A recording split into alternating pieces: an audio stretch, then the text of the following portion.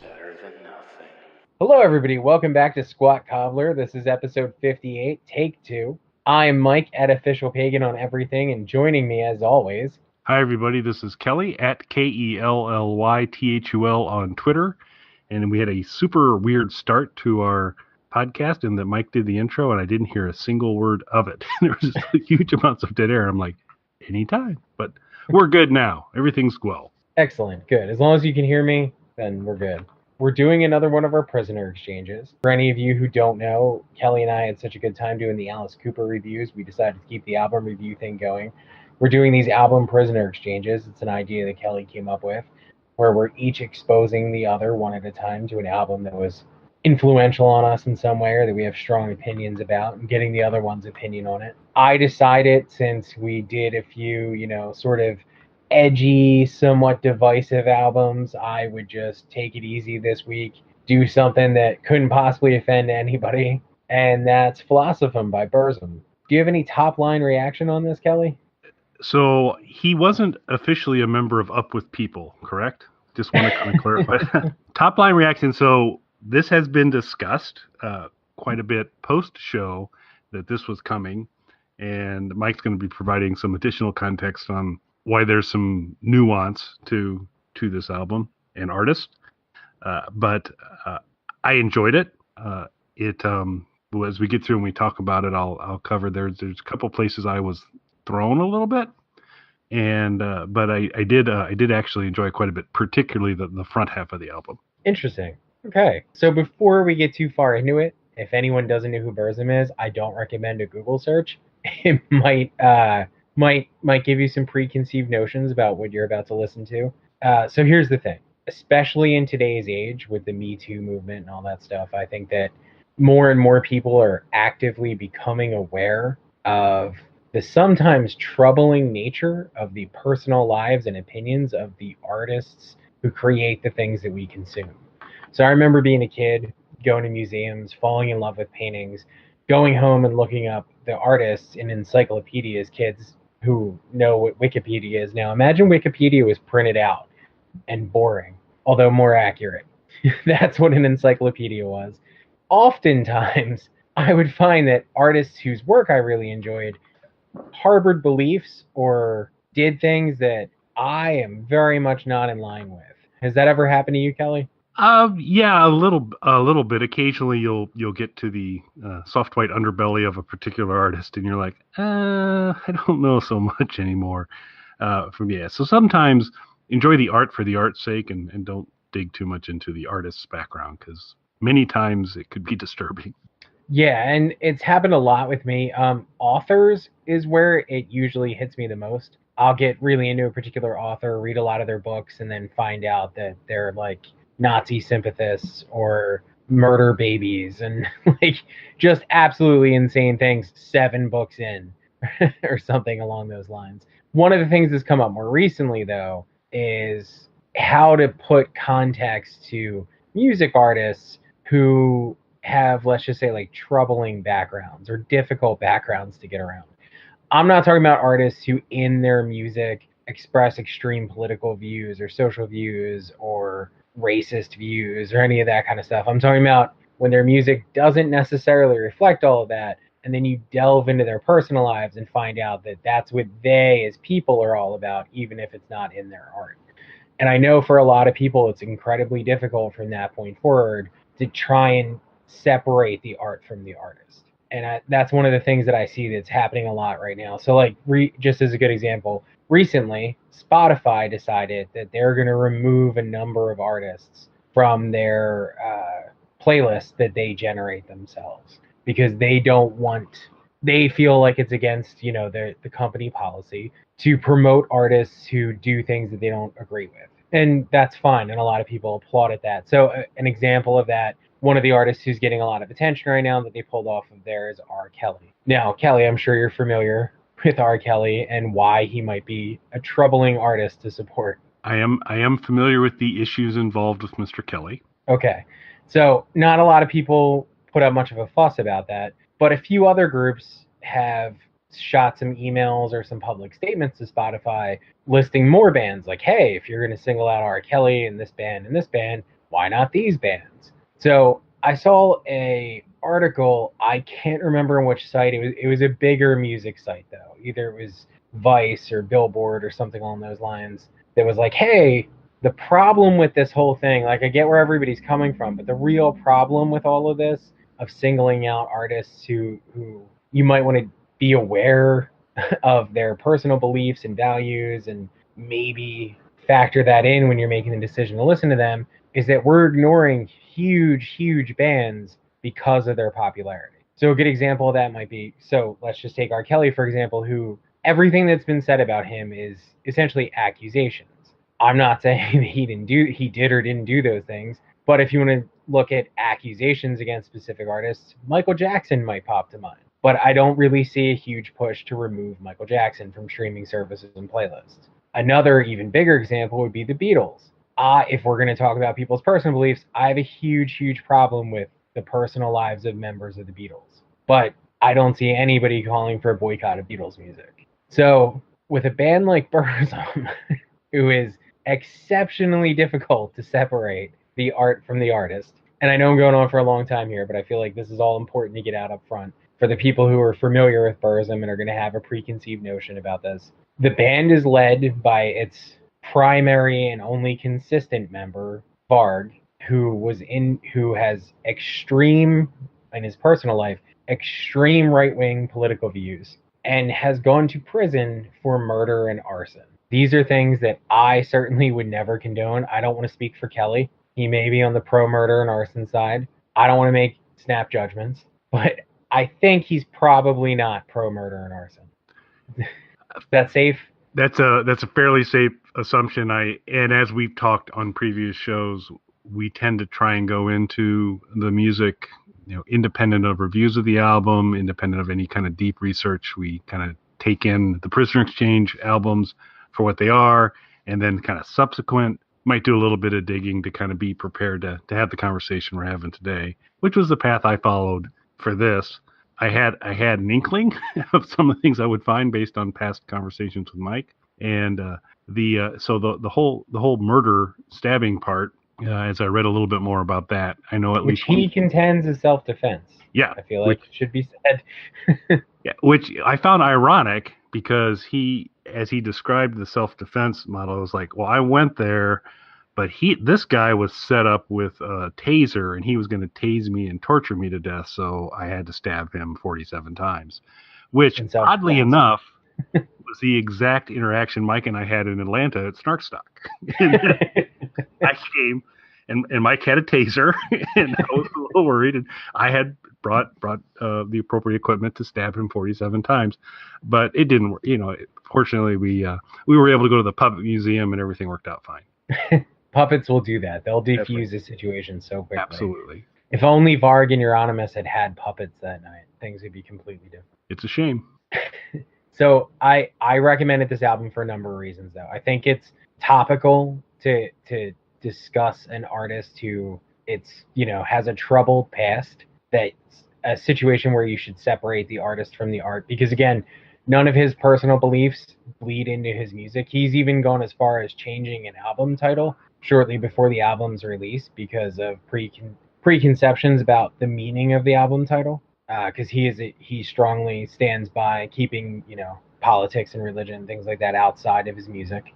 Obviously, his CDs, to the best of my knowledge, have never led to anyone's death, so there's no murder involved from the music itself. He's extremely influential. Burzum is an extremely influential band, and unfortunately, a lot of metal musicians, in an effort to distance themselves from his political views and to not want to sound like they're aligned with those views, which I completely understand, and I'm not aligned with those views in any way, try and pretend that Burzum doesn't exist, but borrow very, very heavily from him sonically. So, and I mean everything from like indie darling bands like Deaf Heavens to Metallica. In fact, Metallica's most recent album, I'm not even talking about their sonic influences from Burzum to Metallica, their most recent album, they actually have a music video. There is a biopic about Mayhem and Burzum coming out, which is going to be terrible. But there's a biopic coming out about the history between those two bands. Varg as we were just discussing, murdered the guitarist from Mayhem during a time when he was serving as the bass player for Mayhem, and Burzum was on a record label that was run by the guitarist of Mayhem. It was a business dispute that ultimately led to the self-defense murder of 40 some odd stab wounds.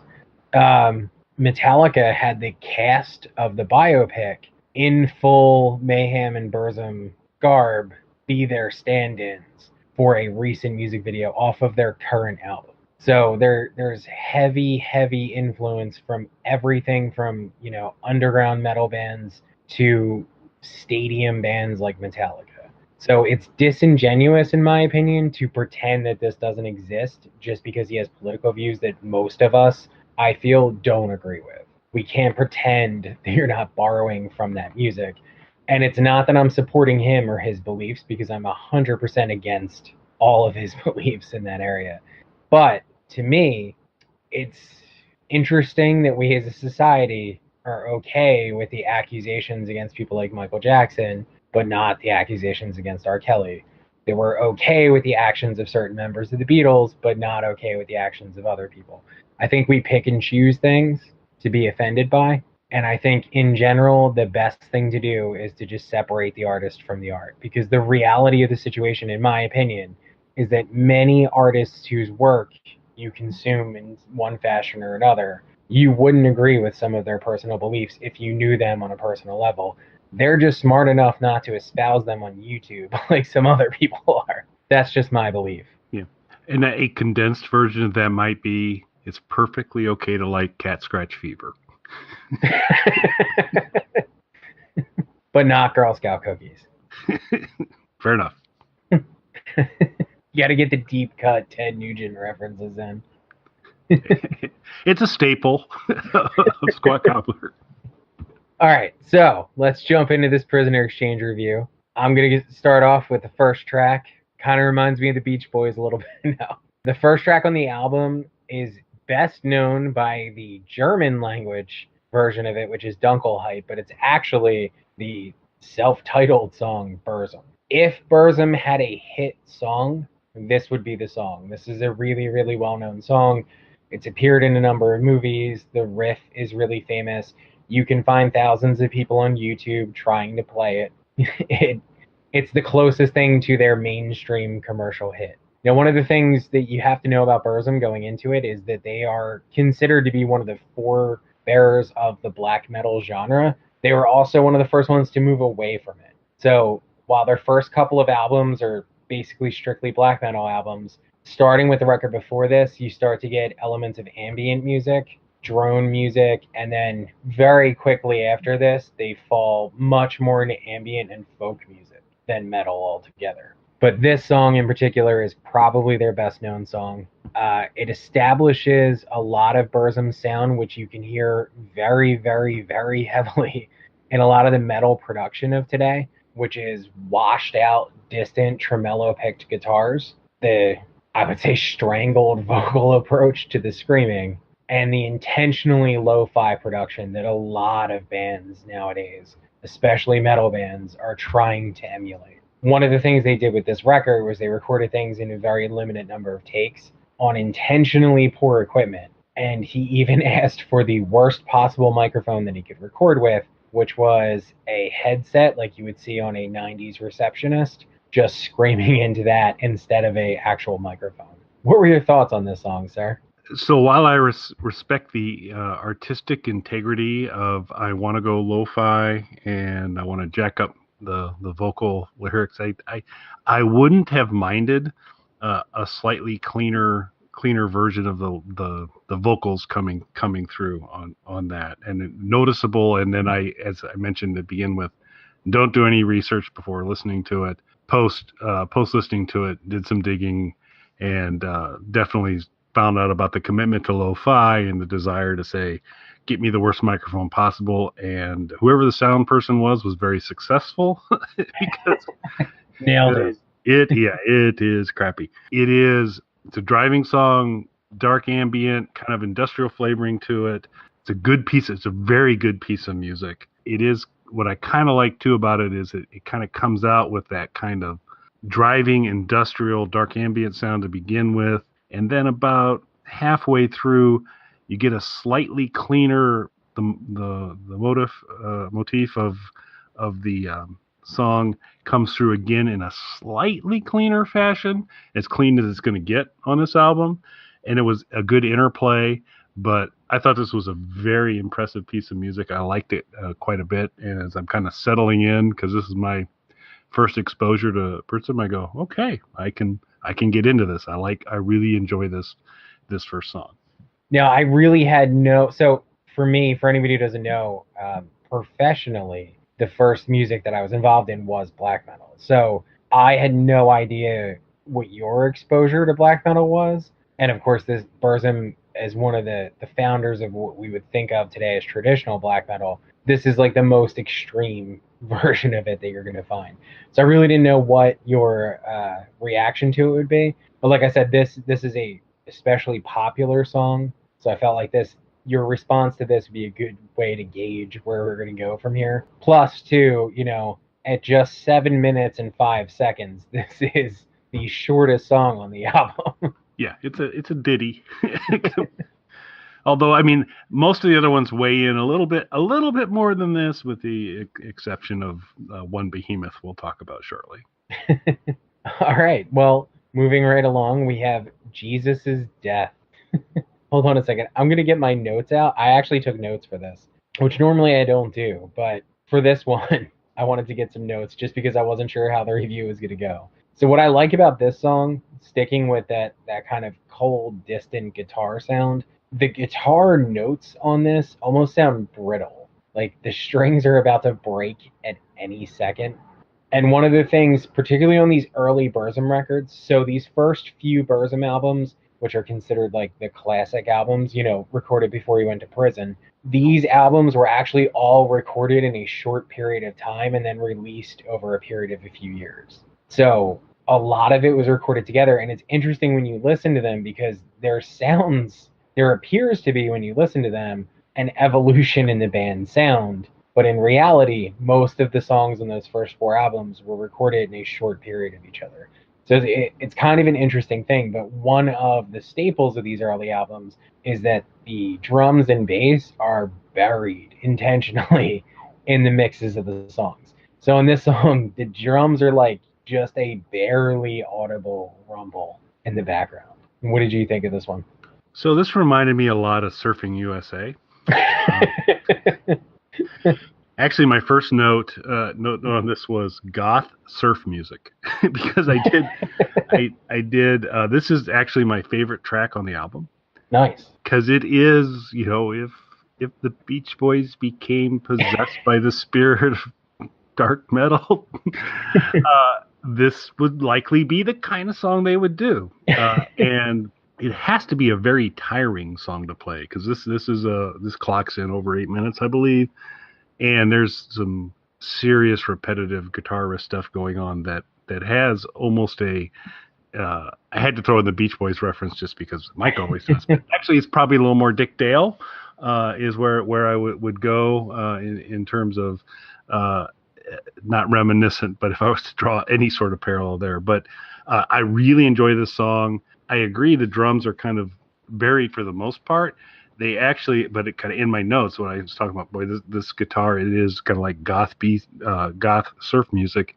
And then towards the tail end of the songs, the drums actually do kind of pop up and they go, and in case you wondered what goth beach drums sounded like, it'd be this. And so it was pretty good there. I really, I enjoyed the song quite a bit. It stays kind of in the same environment as the first song, and some different tonalities to it, but it fits really well. And so I'm 2 songs in, and I really enjoyed the first song, and like I said, this ended up being my favorite track on there. And lyrically, and I had to go to a site to pull the lyrics because one could not decipher them. So evil that the flowers around withered could be a tagline for Squat Cobbler. Good line for this. And I thought this was a really good piece of music. I enjoyed it. Excellent. Well, that brings us to our third song, Beholding the Daughters of the Firmament. This song is interesting because it's the only song, and again, these albums were recorded in close proximity and then released over a number of years. So by the time this track came out, in mainstream metal, there was a lot more groove oriented metal that was going on, but in black metal, you never really heard that. And this song has a really distinct groove in the very beginning of it that, again, in the late 90s was very, very popular and directly led to the creation of nu metal, which you got in the late 90s and then heavy into the 2000s until thankfully it died off. But you could almost say that this is a precursor to that with the groove in the intro of the song. What were your thoughts? So not a parallel entirely, but so when back in our Alice review days, a song near and dear to our heart was "Sex, Death, and Money." And as this thing rolled out, I felt a little bit of a reminiscent of that, and I think it's pretty much it's the drums, because I think probably if you looked at it, there's a pretty similar structure to what's going on there. But I just thought that was kind of an interesting kind of note on that. Like this song again quite a bit. The spirit of "Get Me the Worst Microphone in the Universe" continues very strongly in the song, and it's a shame because again, from a lyrical standpoint, in every night there's a different black. Is in the spirit of me having a completely tattooed body of lyrics at some point in time. Pretty good one in consideration from there. So it was kind of clever there. I enjoyed it quite a bit as well, and I thought it was kind of interesting that, like I said, it wasn't an exact parallel, but I did pick up a little bit of sex, death, and money mojo in it as well at the beginning. So I like the song. Very nice. Well, that brings us to the fourth song, Decrepitude 1, which, spoiler alert, there's a Decrepitude 2 coming up. So this song is a precursor of what the second half of the album is going to bring, and really what a lot of Burzum's catalog brings from this point forward. So this was the last album released prior to Bard going to prison, again for murder and arson. While he was in prison, he recorded 2 more albums that were strictly ambient projects. Since he's been out, he's released a number of other albums, but they are largely dominated. The first 2 were mostly metal, but from that point forward, the albums are largely dominated by ambient music and folk music. So it is a very, very different Burzum that exists now. A lot of the lo-fi production is gone from in favor of more traditional production. A lot less screaming in the vocals in favor of clean singing and spoken word. So it's a different world from this point forward, and you can almost take Decrepitude 1 as a little bit of the turning point because you get a little bit of ambient atmosphere in the beginning. What were your thoughts, sir? So I don't dislike this song, but it is my least favorite song on the album. I think it's my least favorite as well. It does start to introduce kind of the soundscape idea that so you're getting now into some organic and other non-musical instrument sound emerging early in it. This is the most kind of muddy, unstructured. And don't get me wrong, I don't mind unstructured. Remember, big Captain Beefheart fan, although I guess there's a very strange structure to Beefheart ultimately.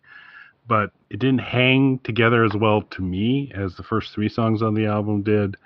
It was interesting to kind of see the introduction of some different auditory elements to it, but it just didn't fully kind of deliver to me. So it was okay, but I felt really good about the first 3 songs, and this one was the first one that I was kind of like, I can take this one or leave it. Fair enough. It's probably my least favorite song on the album as well. Now, moving along, we have a short little toe tapper that goes by the name of Circumambulation of the Transcendental Columns of Singularity, which clocks in at a lean 25 minutes and 11 seconds. What's interesting about this is you would think a track with that length would probably be the closer, but it's not. And to me, that was always an interesting choice, to make something that's not just the longest track, but the longest track by a significant margin be the second to last track on the album. Because you have to remember, at the time when this came out, there's still a lot of people buying cassettes, listening to this on vinyl in a non-ironic hipster sort of way, like because it came out on vinyl and that's how they bought it. So, like, this is an interesting choice for me structurally for the album. I'm not saying good or bad, just it's something that always kind of caught my attention. Another thing that stands out about this song, which is an ambient track, You hear more of the synth melodies that have existed in all of the tracks up until this point. One of the things that's been interesting about them is, first off, the other black metal bands weren't really doing this at the time, even though this would become a staple of black metal in large part because of this. But if going back to the first track, Burzum or Dunkelheit, as most people know the song, as washed out and droning as that's and distant and cold as the production on that song is, there's a simple synth melody that cuts through all of that. Even though it's not buried in the mix, but it's not sitting on top of the mix. It is behind the guitars clearly when you listen to it, but it still manages to cut through it. And in all of the tracks, there is a strong sense of melody that comes through these songs, in part because of these synth flourishes. That is 100% brought to the forefront in this. One of the things that's interesting with this song, though, is this is the first time on the album you get actual, real audible bass that's high up in the mix, which I thought was interesting to save that for the ambient track. What are your thoughts, sir? So, referring to my notes, first note is officially confused because there was a vibe going on this album up to this point, and this is and while Deceptitude 1 started to open the door to more of an ambient framework, it still carried a little bit more of the industrial, dark kind of grunge into it. And this is, this is pretty darn close to Brian Eno in terms of what you're getting. It's a really good ambient track. I really enjoy ambient music. I think this is a very, very good ambient track. I was thrown, so I kind of came into this, I go, okay, so this is about 6 songs, but the album's over an hour. And so they must all kind of clock in at a certain size. And then most of the other songs were coming in at 7 or 8 minutes. And I'm like, so how are we going to get to an hour? And I'm like, oh, this is how we get to an hour, because there's 25 minutes of this. And it's good. And I think it's a really well done ambient track. It is distinctly different than everything that's preceded it and the one track that follows it. So it sits out differently, but it's a really good piece of music. So I enjoyed it. It kind of ripples out as it kind of continues to play, as a lot of the ambient stuff does. You get that kind of 80s synth vibe in some of it as well. But a really, really good piece of ambient music. Yeah, I really enjoy it. And if you do like his ambient stuff, a lot of the back half of the catalog is ambient, or ambient with folk tracks mixed in. There's a distinct move away from metal as the catalog rolls on from this point. Yeah, super interesting mix of styles there, but well executed. Like I said, it just kind of caught me a little off guard because it is distinctly different than everything that's happened before on this album. Yeah, and I personally really enjoy it, and this influenced a lot of metal bands to start including more atmospheric elements into their sound, including more synthesizers into their sound, which is great. There are a number of people, though, who don't like the later Burzum stuff as much because there is less metal. Personally, in my opinion, it makes the metal tracks on those albums that much more impactful. When you get an album that's largely ambient and folk music, the handful of metal songs on there, they don't blend together. They really stand out. They really have a lot more of a punch to them, but that's just my personal opinion on it. So that brings us to the final song, Decrepitude 2. I did promise there was going to be the sequel. I like this one significantly more. It brings that sort of organic field recording that you heard a few seconds of in part 1, makes that a focal point in this. One of the things that this track does that I 100% stole in a presentation of an album, not so much in a song, but there is very, very faint guitar droning in the background that throughout the course of the track gets louder and louder until it overcomes all of the other sounds in the track by the end of it. That actually was one of the things that inspired me when I was working with a black metal band and I was putting out my first album with them, when we were sending out copies of it for review or for people to listen to potentially stock in their stores. I was aware that people got, hundreds of CDs, and for bigger stores, probably thousands of CDs. They don't get a lot of black metal, at least at that time.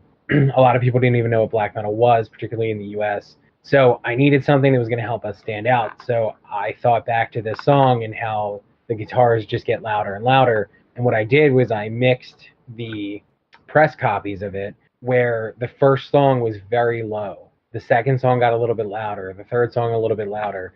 This was back in the days of physical CDs that we were sending out people. So they would have to constantly get up and turn down the volume because they turned it up so loud because the first track was really low to hear it. As each track got louder, they would have to constantly engage with the album, which would force them to look at it, to read the track listing, and just interact with it in some way.